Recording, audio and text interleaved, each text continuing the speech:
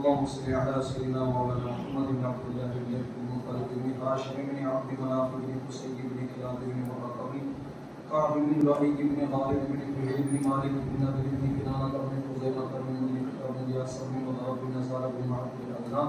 رضوان الله تعالى عليهم أجمعين. قال حدثنا حميد بن مسعود البصري قال حدثنا عبد الوهاب الثقفي عن حميد عن انس بن مالك قال كان رسول الله صلى الله عليه وسلم ربعة ليس بالطويل ولا بالقصير حسن الجسم وكان شعره ليس بجعد ولا سبق اسمر اللون الى مشاء يتكفر. حضرت آپ فرماتے ہیں کہ رسول اللہ صلی اللہ علیہ وسلم ربعة آپ میانہ تھے ليس بالطويل ولا بالقصير نہ لمبے تھے نہ بالکل چھوٹے تھے. حسن الجسم یہ صفت مشبہ کے ساتھ بولا ہے اسے کہ جسم کے حسن کی انتہا آپ پر ہے اور ہمیشہ یہ وصف آپ کے ساتھ قائم رہا. وکان شعرہ لیس بجعد اور آپ کے جو بال مبارک تھے وہ گھنگریالے نہیں تھے, گھنے گھنگریالے ایسے نہیں تھے. ولا سبط اور نہ ہی آپ صلی اللہ علیہ وسلم کے بال مبارک کھڑے ہوئے تھے, یا کھڑے ہونا یہ بھی ہے میں شامل ہے, بالکل گھنگریالے ہونا یہ بھی ہے میں شامل ہوگا. تو اس کے درمیان میں ہوتے تھے. اب وہ کیسے حسین بال تھے, گھنے بھی تھے اور آخر میں جا کر خم پڑتا تھا. اسمر اللون الى مشاء يتكفر. اب اس پر ہم بات کر رہے تھے اپنا کے اسمر ہونے پر کہ ازہر اللون کی روایت جو علامہ بیجوری نے فرمایا کہ ازہر اللون کی جو روایت ہے یہی درست ہے, اسمر اللون کی روایت درست نہیں. اس کے اوپر جو کلام کیا مولا علی قاری نے چند الوسائل کے اندر تھوڑا پیارا کلام فرمایا اور اس حوالے سے آپ پہلے تو عقیدہ بیان کیا. آپ کہتے ہیں اس بات کے اندر جو حدیث لائی جائیں گی وہ رسول اللہ صلی اللہ علیہ وسلم کی صورت کے اور آپ صلی اللہ علیہ وسلم کی حسن کے متعلق جتنی ہوگی وہ بیان کی جائیں گی. اور کہتے ہیں کہ اسی وجہ سے بات کہی جاتی ہے من تمام الایمان به اعتقاد انه لم يجتمع في بدن آدمی من المحاسن الظاہرۃ الطارۃ الى محاسنه الباطنۃ, کہ اسی وجہ سے کہا جاتا ہے کہ ایمان کی کمال اور تمامیت یہی ہے کہ یہ اعتقاد رکھا جائے کہ کسی انسان کے بدن میں یہ ظاہری خوبیاں جو اس کے باطنی حسن پر دلالت کریں.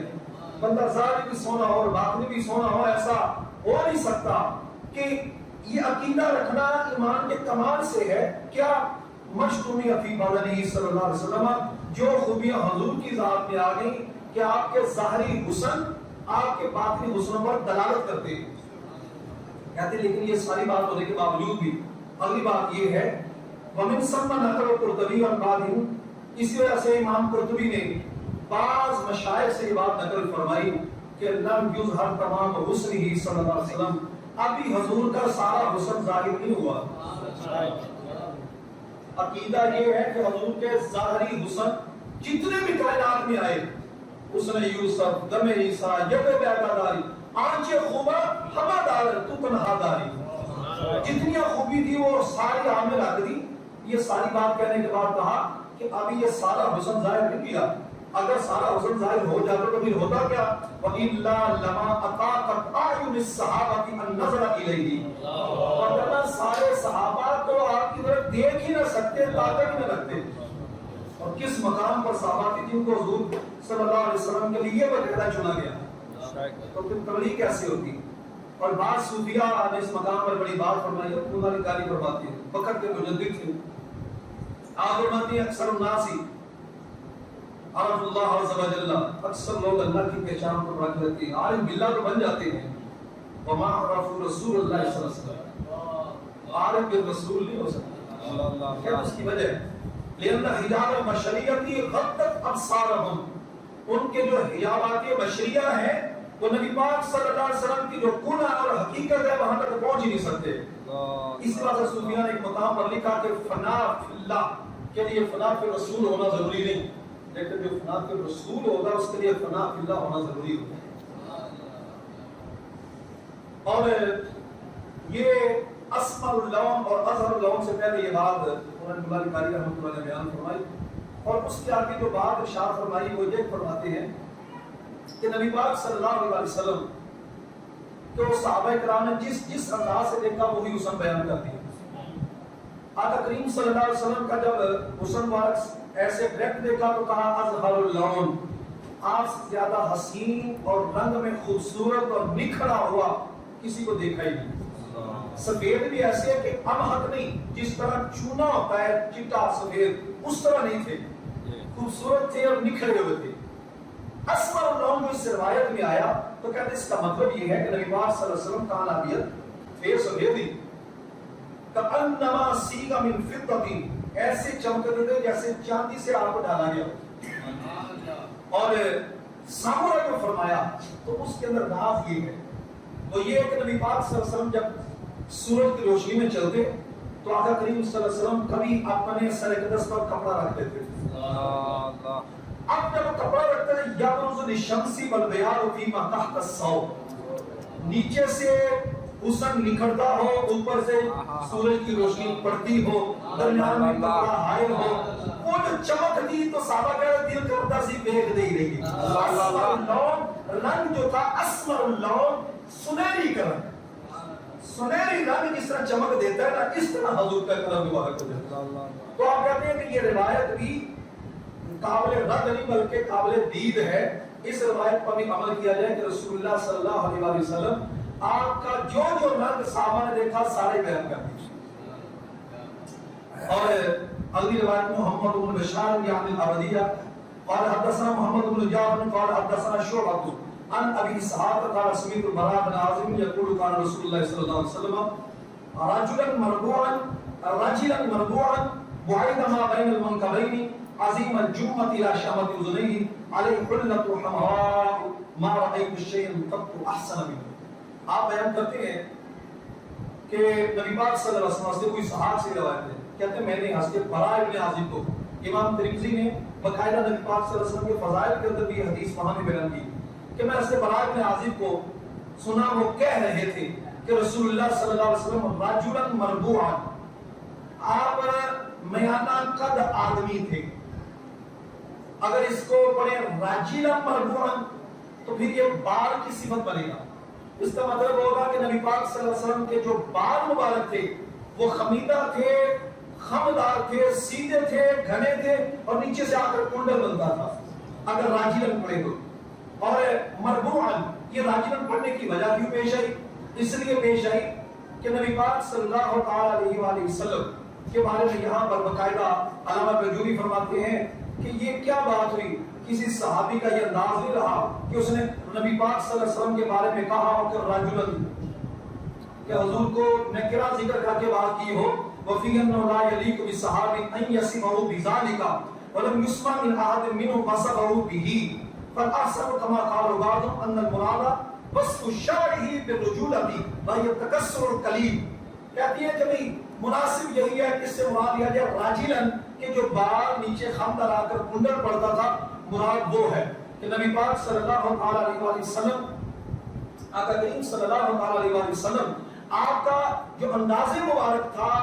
اور جو آپ کا حسن مبارک تھا اس کی کیفیت یہ تھی کہ آقا کریم صلی اللہ علیہ وسلم کے بال مبارک کو خم پڑتا تھا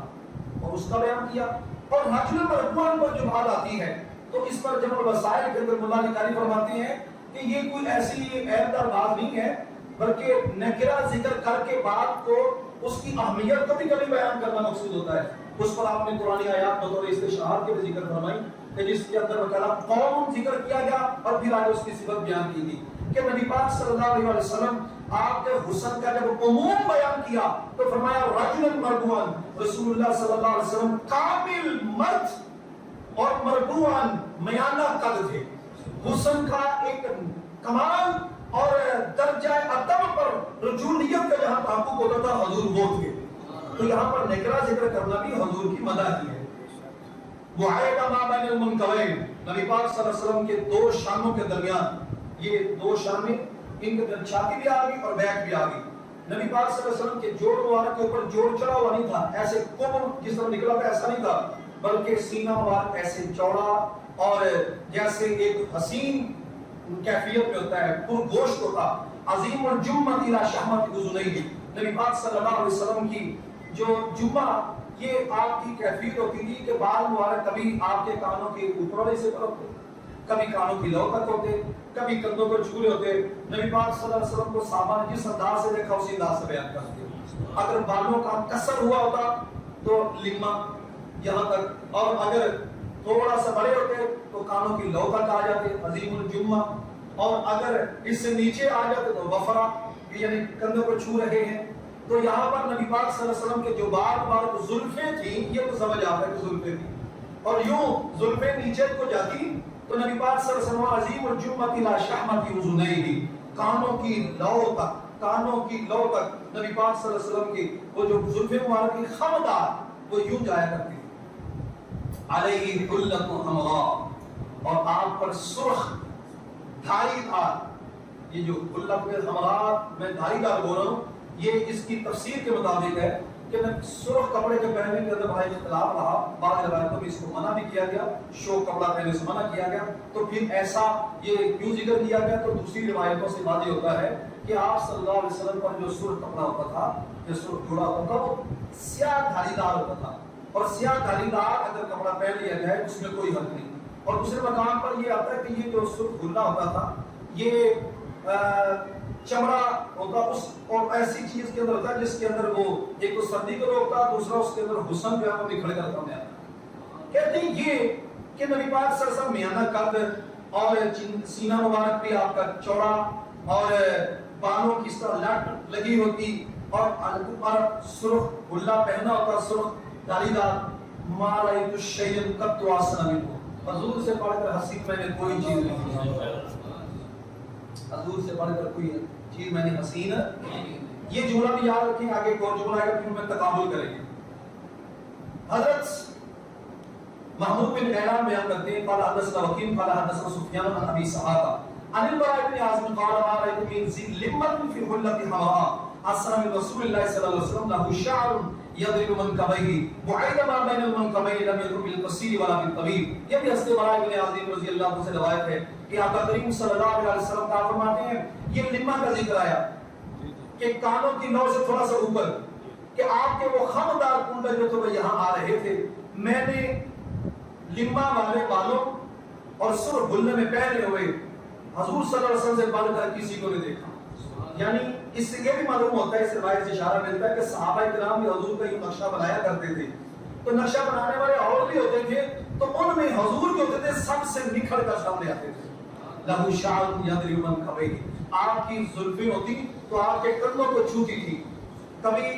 جنگ کا ہوتا، جہاد کا ہوتا، یا بالوں کا کسر نہ کراتا تو یوں پھر وہ کندھوں کو چھوتی تھی. بال کو اتنے لمبے رکھ لینا کہ جس سے عورتوں سے مشابہت ہو، یہ تو ویسے ہی حرام ہے. اس واسطے نبی پاک صلی اللہ علیہ وسلم کی یہ بالوں کی سنت کو بیان کیا جا رہا ہے تاکہ لمبے بال رکھنے والے حضور کی سنت کو سمجھے. اور یہ چونکہ سنت غیر مقدمہ میں سے ہے، اگر کوئی زلفیں رکھتا ہے اس کو ثواب ضرور ملے گا، اگر کوئی نہیں رکھتا تو اس کو گناہ نہیں ملے گا. لم يكن بالقصير ولا بالطويل بعيد ما بين المنكبين، سینے کے درمیان، ما بین المنکبین، سینے کے درمیان کشادگی تھی. اور لم يكن بالقصير ولا بالطويل، حضور چھوٹے ٹھینگرے جسے کہتے ہیں وہ بھی نہیں تھے اور لمبے بہت زیادہ وہ بھی نہیں تھے، میانہ قد تھے.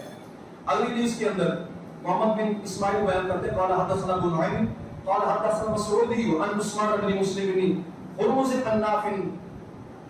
ابن جبیر بن مطمئن عن علی بن ابی طالب رضی اللہ تعالی عنہ قال لم يقل النبي صلى الله عليه وسلم بالطويل ولا بالقصير شص الكفين والقدمين ضخم الراس ضخم الكراديس طويل المسربة اذا مشى تكفوا كانما ينحط من سبب لم ارى قبله ولا بعده مثله صلی اللہ علیہ وسلم. حضرت مولا کائنات حضرت سیدنا علی مرتضی رضی اللہ تعالیٰ آپ یہ بیان کرتے جو حسن آپ نے بچپن سے دیکھا وہی بیان کیا. آپ فرماتے ہیں اللہ اپنے نبی صلی اللہ علیہ وسلم. یہ وہ حدیث ہے ہمارے ساتھی بتا رہے تھے کہ ایک ساتھی ان کو مولانا مفتی اشرف القادری صاحب علیہ رحمہ ان کا وصال ہو گیا تو انہوں نے ان کو خواب میں دیکھا تو وہ مسکرا رہے تھے مفتی اشرف القادری صاحب. ان کو پوچھا کہ حضور آپ کے مسکرانے کی وجہ کیا بنی؟ تو کہا کہ یہ جو حدیث یہ جو میں نے آپ کے سامنے پڑھی حضرت علی بن ابی طالب مولا کائنات یہ والی اور یہ آگے آ رہی حضرت ہندہ والی وہ تو وہ یہ دو حدیثوں میں جن میں نبی پاک صلی اللہ علیہ وسلم کا حسن والے کا بیان کیا گیا کہ اس حدیث پاک کی پڑھنے کی برکت سے یہ اللہ پاک نے مجھے مرنے کے بعد تبسم اور مسکرانے کا موقع دیا. تو جو حضور صلی اللہ علیہ وسلم کی مدح اور حضور صلی اللہ علیہ وسلم کے حسن کو بیان کرے اللہ پاک اس کو قبر کے اندر بھی مسکراہٹ اور تبسم عطا فرماتا. اب حدیث پاک کیا ہے کوشش کریں تو یہ حدیث زبانی آتی ہے. نبی پاک صلی اللہ علیہ وسلم آپ فرماتے ہیں مولا کائنات علی مرتضی نبی پاک صلی اللہ علیہ وسلم لم یکن النبی صلی اللہ علیہ وسلم بالطویل حضور نہ تو لمبے تھے اور ولا بالقصیر نہ بالکل چھوٹے تھے. شصن الکفین والقدمین آپ کے جو ہاتھ پر کی ہتھیلیاں ہیں اور قدم مبارک ان کی جو تلیاں ہیں یہ نبی پاک صلی اللہ علیہ وسلم کے تلوے اور ہتھیلیاں پر گوشت تھی بھری ہوئی تھی بالکل جن ہڈیاں نکلی تھی وہ بات نہیں موٹی موٹی اور گوشت سے بھرپور تھی. تخم الراسی آپ کا سر اقدس بالکل جس طرح ہوتا ہے چھوٹا وہ نہیں تھا. تخم الراسی سر اقدس جس طرح سرداروں کے سر ہوتے ہیں اور بڑے سر اور متوازی اور موزوں بڑا سر تھا. تخم الکرادیس آپ کے جوڑ مبارک پر گوشت اور ڈر دار بھرے ہوئے تھے. بالوں کے گوشت کے وہ جوڑ جو تھے وہ ہڈیاں نظر آتی ہیں. نبی پاک صلی اللہ علیہ وسلم جوڑ مبارک ڈر دار تھے. طویل المسربۃ آپ کے سینہ اقدس پاک جسم طور پر باہر نہیں تھے. آپ کے سینہ اقدس سے لے کر ناف مبارک تک ایک لکیر تھی. طویل المسربۃ ایک لکیر تھی سینہ مبارک پر ناف تک. اذا مشى تکفا تکفوا جب حضور چلتے تکفا تکفوا تو حضور یوں بڑے اطمینان کے ساتھ آگے کو جھکتے ہوئے چلتے. کانما ينحط من سبب وہ کیسے لگتا ہے کہ جیسے حضور بلندی سے نیچے آ رہے ہیں. لم ارى قبله ولا بعده مثل صلی اللہ علیہ وسلم میں نے حضور جیسا نہ کبھی پہلا دیکھا نہ کبھی بعد. اب یہ تو بات سمجھ آتی ہے کہ اپنی زندگی کے اندر نہ پہلے دیکھا ہو نہ بعد میں دیکھا ہو لیکن یہ جملہ عموم یہ کہنا کہ بھی اپنی زندگی بعد بھی نہیں پہلے بھی نہیں تھی کیسی ہو سکتی. اب جانتے ہیں لم آرا نبی جہاں بلم ہے جس کے اندر ایک خاصیت پائی جاتی ہے. ویسے تو ماضی منفی جو ہے وہ بھی ماضی منفی کا معنی دیتا ہے جس میں نفی کی جاتی ہے اور نفی جہاں بلم کے اندر بھی ماضی منفی کا معنی پایا جاتا ہے لیکن دونوں میں فرق ہے. فرق یہ ہوتا ہے کہ ماضی منفی کے اندر سمپل نفی کر دی کی زبان ماضی کی لیکن نفی جہاں بلم کے اندر یہ کہا جاتا ہے کہ حال اور استقبال سے کھینچ کر اسے ماضی کی طرف لے کر آئے ہیں. نفی کا معنی تو ماضی میں پایا گیا اور حال اور استقبال کے اندر ہو بھی نہیں سکتا اور اوپر سے ہے بھی لم افعال رویت میں سے جس کو افعال قلوب کہتے ہیں. تو افعال قلوب کے اعتبار سے اب یہ سمجھ آیا کہ حضرت مولا کائنات علی مرتضی کہہ رہے ہیں کہ میری نگاہوں نے بھی حضور جیسا نہ کبھی پہلے دیکھا نہ بعد میں اور میرا دل بھی سے یہ عقیدہ بھی ہے میرا دل کا عقیدہ بھی یہ ہے لم ارى افعال رویت میں سے افعال قلوب میں سے تو دل بھی یہ کہتا ہے میرا عقیدہ بھی یہ ہے کہ حضور جیسا نہ پہلے ہوا نہ آگے ہو سکتا ہے. اور اس کے اندر نبی پاک صلی اللہ علیہ وسلم کے والے سے یہ جو علامہ بیجوری نے اس مقام پر جو بات فرمائی آپ کو آدم مبارک فی مبارک فی نفی مثلی حضور کی مثل کی نفی میں یہ مبارک کا ایک تعارف کیا گیا ہے اور کنایہ النفی کون احد مثلہ، اور یہ کنایہ ہے اس بات سے کہ حضور جیسا کوئی نہیں ہے، وهو يدل عرفا على كون اصلا من كل حد، اور یہ اس بات پر دلالت کرتا ہے کہ عرف کی اعتبار سے یہ بات دلالت کرتی ہے کہ نبی پاک صلی اللہ علیہ وسلم ہر ایک حد سے بڑھ کر حسین ہے، اور یہ بات متعین ہے ہر مکلف پر، مما يتعین على كل مکلف، ہر مکلف پر یہ بات متعین ہے ان یعتقد ان اللہ سبحانہ وتعالی اوجد خلق بدنہ صلی اللہ علیہ وسلم على وجہ لم یوجد قبلہ ولا بعدہ مثلہ صلی اللہ علیہ وسلم، یہ عقیدہ ہے ہر مسلمان پر لازم ہے، جو مکلف مسلمان ہے اس پر عقیدہ رکھنا لازم ہے، یہ بات علامہ بجوری فرماتے ہیں صفحہ 16 پر، آپ فرماتے ہیں کہ ہر مکلف پر لازم ہے کہ وہ عقیدہ رکھے اللہ سبحانہ و تعالی نے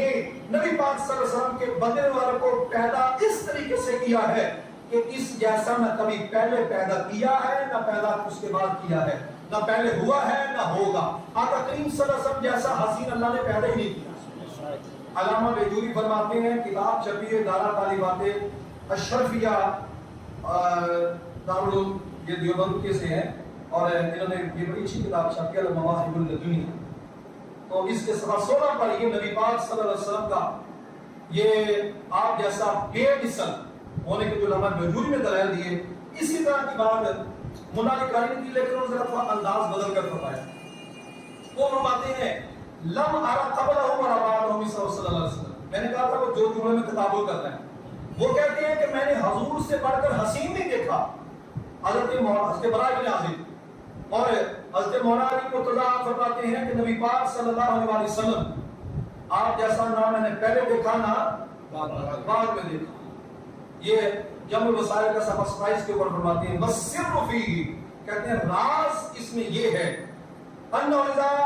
نفی المثل الذی هو اقرب الیہ من الاحسن فی مقام ذکر المحاسن فقال نفی الاحسن بالاولی والاخری، کہتے ہیں اس کے اندر راز کی بات یہ ہے کہ حضور سے بڑھ کر کسی کو حسین نہیں دیکھا اس میں، اور حضور جیسا کوئی نہیں دیکھا، دونوں میں فرق یہ ہے کہ آقا کریم صلی اللہ علیہ وسلم جب کہا نا حضور جیسا میں نے تو دیکھا نہیں، اس میں ایک تو یہ بات کہی جاتی ہے کہ حسین بڑے بڑے ہوں گے، بڑے بڑے حسن آئیں گے، تو آپ سے بڑھ کر میں نے کوئی حسین نہیں دیکھا، اس میں ہو سکتا ہے کوئی دوسرا بھی حسین بن سکے، احسن حضوری ہیں، کہتے ہیں کہ یہ جو جملہ ہے نا کہ آپ جیسا میں نے دیکھا ہی نہیں ہے، لم ارى قبلہ ولا بعدہ، تو اس کے اندر یہ تقاضا کیا جا رہا ہے کہ احسن تو آپ ہیں ہی، اور ساتھ اگلی بات ہے حضور جیسا کوئی نہیں، تو اس میں مثلیت کے ہر پہلو سے حسن کا جتنا بھی جنس کا تعلق جاتا تھا ہر اعتبار سے نبی، تو اس میں آقا کریم صلی اللہ علیہ وسلم کی عظمت اور شان کی اور بات مولانا صلی وسلم دائما ابدا علی حبیبک خیر الخلق کلہم هو الحبیب الذی ترجى شفاعته لكل حول من الأحوال مقتحم مولاي صل وسلم دائما أبدا على حبيبك خير الخلق كلهم